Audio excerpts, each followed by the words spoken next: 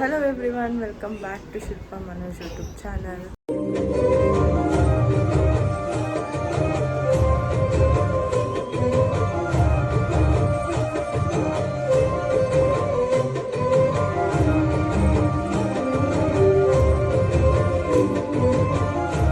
ಎಲ್ಲರೂ ಹೇಗಿದ್ದೀರಾ? I hope ಎಲ್ಲರೂ ಚೆನ್ನಾಗಿರ್ತೀರಾ ಅಂತ ಅಂದಂಗೆ ಏನಪ್ಪ ಅಂತ ಅಂದರೆ ಇವತ್ತು ನಾವು ಟೆಂಪಲ್ಗೆ ಹೋಗೋಣ, ಅಂದರೆ ಮಂತ್ರಾಲಯಕ್ಕೆ ಹೋಗೋಣ ಅಂತ ಹೇಳಿ ಹೋಗ್ತಾ ಇದ್ದೀವಿ. ಆ್ಯಕ್ಚುಲಿ ಎಲ್ಲರೂ ಪ್ಲ್ಯಾನ್ ಮಾಡಿದ್ವಿ, ಫ್ಯಾಮಿಲಿ ಎಲ್ಲ ಹೋಗ್ಬೇಕಂತ.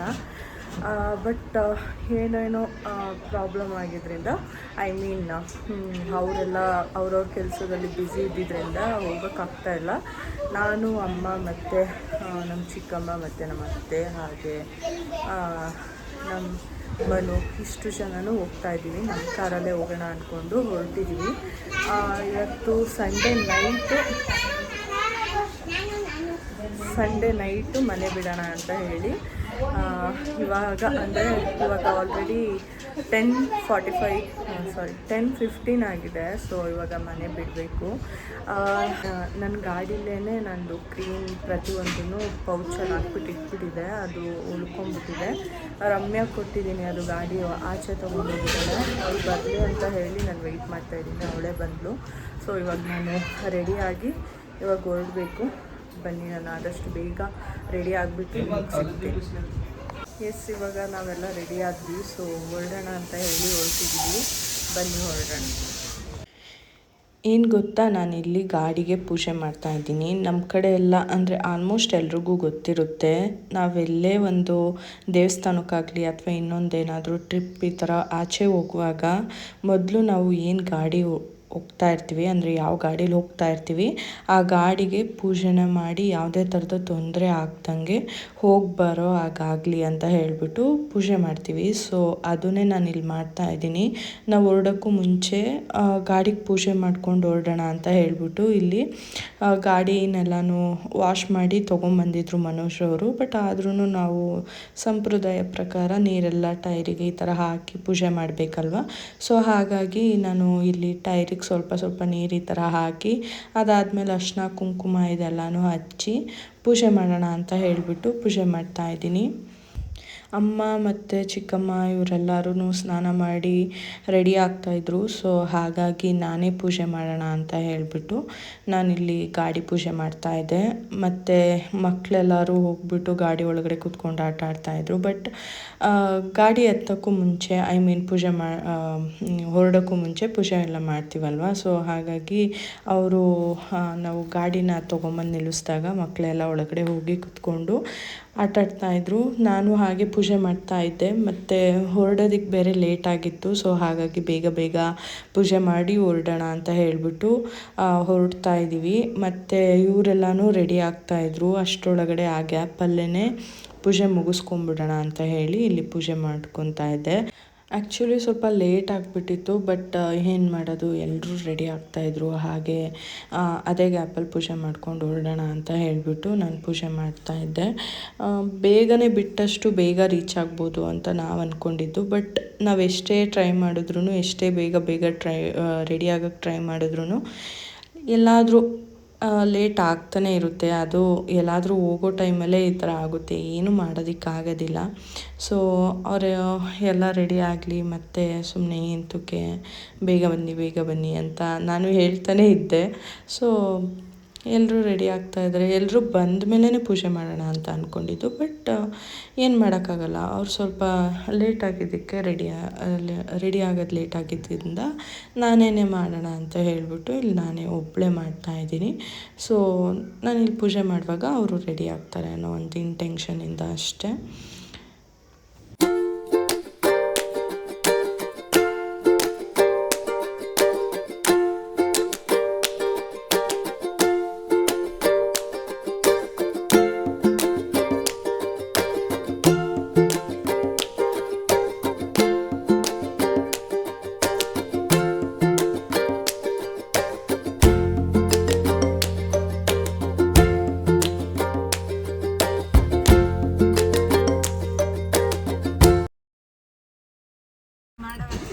ಇವಾಗ ನಾವು ಹೊರಟಿದ್ದೀವಿ.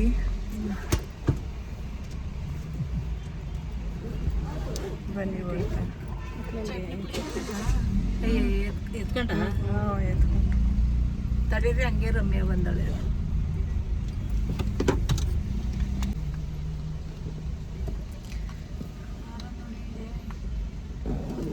ಕಾರಣ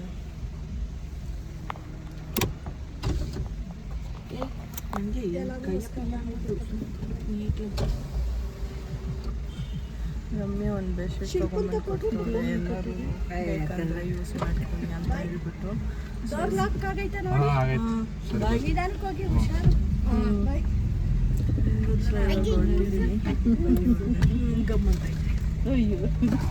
ಏನ ಮಮ್ಮಿ ಇದಾಕಿದೆ ನೀನು ಕಂಫರ್ಟ್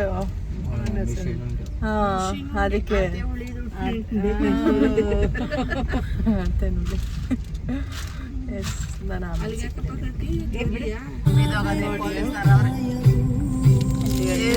ಕುಡಿಬೋದು ಎಳ್ನೀರು. ಎಳ್ನೀರೆಲ್ಲ ಎಲ್ಲರೂ ತುಂಬ್ಕೊಂಡು ಹೋಗ್ತಾರೆ. ಇವೆಲ್ಲ ಬಂದ್ಬಿಟ್ಟವೆ ಒಟ್ಟಲ್ಲಿ. ಜೀವ ಹೋಗಾಯ್ತು ಸತ್ತೋಗಾರ ಪಾಪ ಅವರು. ಏನಾಗಾಯ್ತು ಲೋಡ್ ಜಾಸ್ತಿ ಇರೋದಾ ಕಿಡ್ಡಾಗೈತೆ ಗಾಡಿ. ಏನು ಲಾಸು ಎಷ್ಟು ಲಾಸು. ಲಾಸ್ಟ್ ಇರಲಿ ಏನಾಗಿರುತ್ತೋ ಏನೋ ಏನಾಗಿರುತ್ತೋ ಏನೋ ಮನುಷ್ಯ.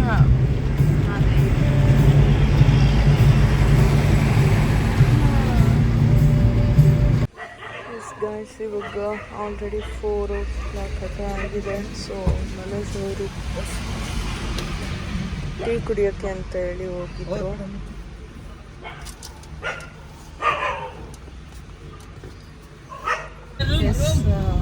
ರೂಮ್ ಅಂತೆ ಏನು ಹಿಂಗೆಲ್ಲ ಕೇಳ್ತವ್ರೆ. ಎಸ್ ಇವಾಗ ನಾವು ಮಂತ್ರಾಲಯಕ್ಕೆ ರೀಚ್ ಆದ್ವಿ. ಎಲ್ಲ ಪಾಪು ಎಲ್ಲ ನನ್ನ ಜೊತೆನೆ ಮಾಡ್ಕೊಂಡ್ಬಿಟ್ಟು ಇಲ್ಲೇ ನಿಂತವ್ರು ನೋಡಿ ಎಲ್ಲರೂ ಕರೀತಾರಲ್ಲ ಆ ಥರ. ಇವಾಗ ಯಾವುದಾದ್ರೂ ಒಂದು ರೂಮ್ ಮಾಡ್ಕೊಂಡು ಫ್ರೆಶ್ ಅಪ್ ಆಗಿ ಹೊರಡಬೇಕು. ಎಸ್ ನಾವು ಮಂತ್ರಾಲಯಕ್ಕೆ ರೀಚ್ ಆದ್ವಿ. ನಾನು ಸ್ವಲ್ಪ ಟಯರ್ಡ್ ಆಗಿದ್ದರಿಂದ ಈ ಲಾಗ್ನ ಜಾಸ್ತಿ ಕಂಟಿನ್ಯೂ ಮಾಡೋದಕ್ಕಾಗಲಿಲ್ಲ. ಸೊ ಸ್ವಲ್ಪ ಅಷ್ಟೇ ಮಾಡಿದ್ದೀನಿ. ಎಸ್ ನಾವು ಇವಾಗ ರೂಮೆಲ್ಲ ಮಾಡ್ಕೊಂಡ್ವಿ. ಸೊ ಇವಾಗ ಎಲ್ಲರೂ ಫ್ರೆಶ್ ಅಪ್ ಆಗಿ ಹೊರಡಬೇಕು ದೇವಸ್ಥಾನಕ್ಕೆ. ಎಸ್ ಈ ಒಂದು ಲಾಗ್ನ ನಾನು ಇಲ್ಲಿಗೆ ಎಂಡ್ ಮಾಡ್ತಾಯಿದ್ದೀನಿ. ಐ ಹೋಪ್ ನಿಮಗೆ ಒಂದು ಲಾಗ್ ಇಷ್ಟ ಆಗಿರುತ್ತೆ ಅಂತ. ಇನ್ ಕೇಸ್ ಇಷ್ಟ ಆಗಿದ್ರೆ ಲೈಕ್ ಕಮೆಂಟ್ ಶೇರ್ನ ಮಾಡೋದನ್ನ ಮರಿಬೇಡಿ ಅಂತ ಹೇಳ್ತಾ ಒಂದು ಲಾಗ್ನ ನಾನು ಇಲ್ಲಿಗೆ ಎಂಡ್ ಮಾಡ್ತಾಯಿದ್ದೀನಿ. Thank you for watching.